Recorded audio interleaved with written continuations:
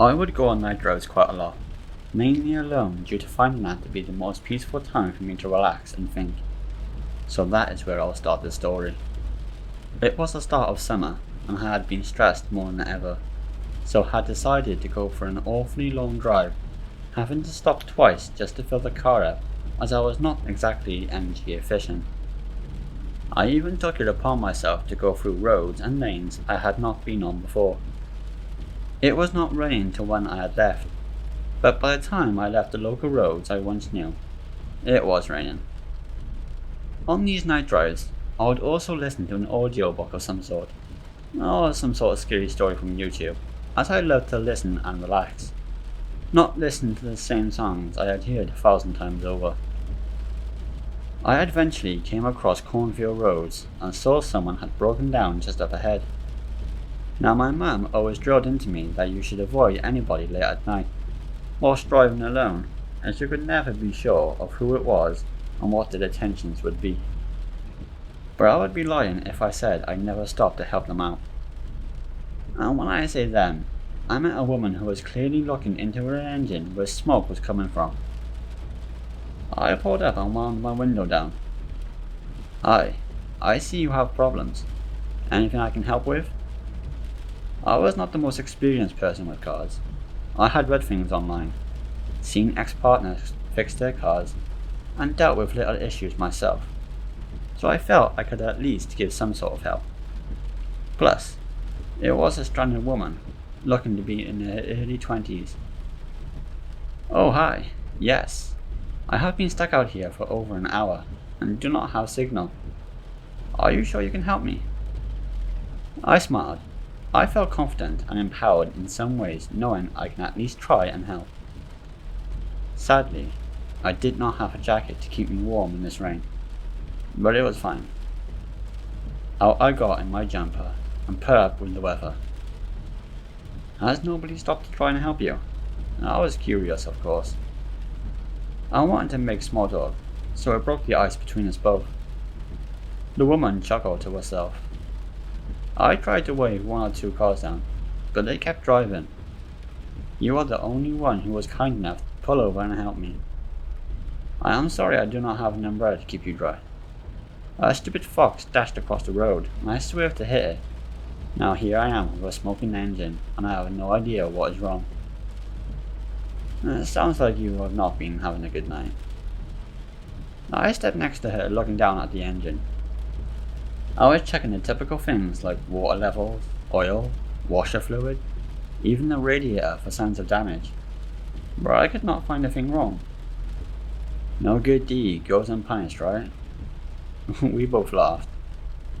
I set about checking to see if the engine would took over. I could not see anything wrong, and nothing was making sense. It was my last resort, plus, added to that, I really needed to pee, and wanted to get back on the road again. Though when I mentioned taking the engine over, the woman became a bit agitated, like she did not want me to do it. She even grabbed hold of my arm and said it would not start. But I was determined. I walked over to the car door, opened the door, and reached inside, turning the engine on. Sadly, it would not start, just ticked over and over. But nothing I could understand as to why smoke was coming from the engine. Maybe I was just inexperienced. But I looked back around the car, and as I did, I felt as though someone was staring at me. It was such an uneasy feeling. There was some damage I had spotted before I closed the driver door. It had led into the boot, and I was positive that someone was in it, looking directly back at me. But all this happened with a few seconds as I closed the door and used the need to urinate as my time to have some thinking time. Sounds silly, I know, but I was on the spot and had to think fast. I could not see the car from where I had walked to. Quite frankly, I felt safer not having this woman in sight, and whoever was in the boot waiting around. Now I was not 100% certain of what I saw, but I felt positive. Mostly you just get that vibe, but I swear I could see someone. As I was doing up my zip, I heard the car boot slam shut. This woman called after me, not by name, but just called out asking if everything was okay. Of course, it was not okay. But I called back saying I would be there soon, and was just finishing up.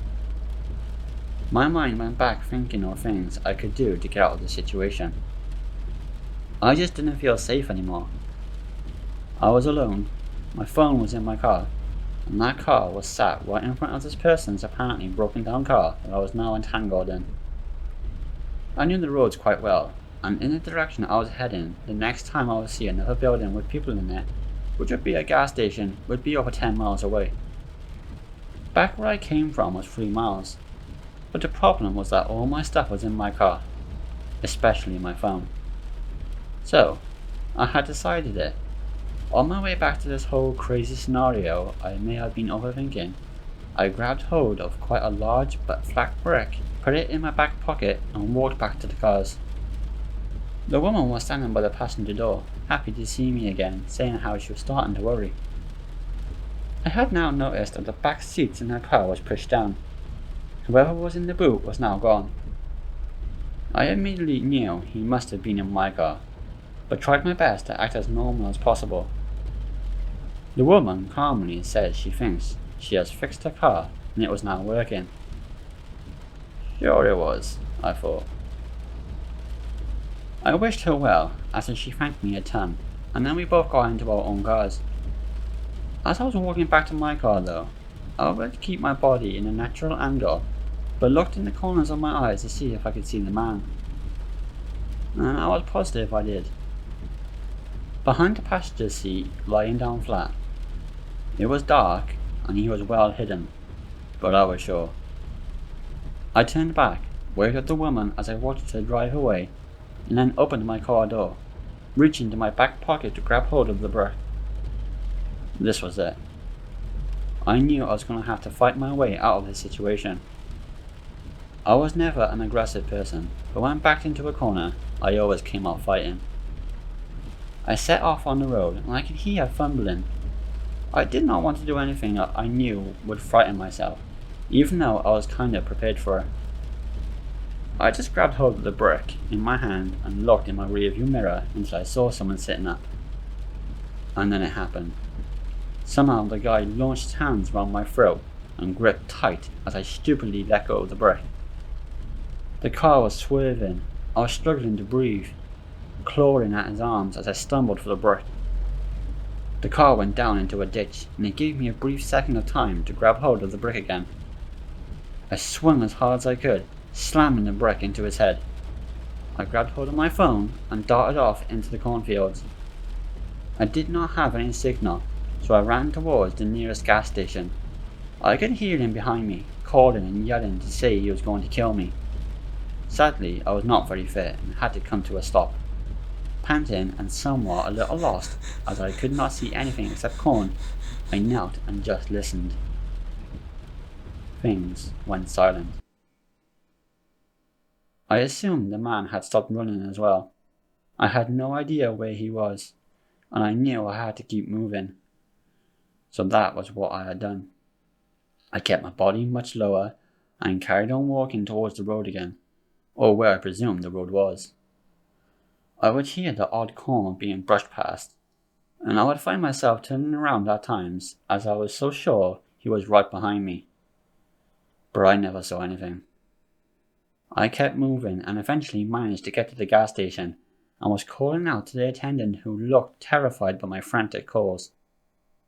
I was telling him to call the police for me. I looked numerous times to see if the man was following me, but he never did, or had given up at some point. Whilst I waited for the police to arrive, I sat in with the gas station attendant who was friendly. He offered me some food in which they paid for themselves and listened to my story. There was not much else left to say regarding sharing my story with the attendant. The police arrived. I told them my story as well, and they took me back to my car, which had all 4 of its tires slashed. I waited with them until the recovery truck came and helped me out, and that was it. I am thankful I was brave enough to fight my way back to safety, but I am more cautious now when it comes to helping strangers on the road.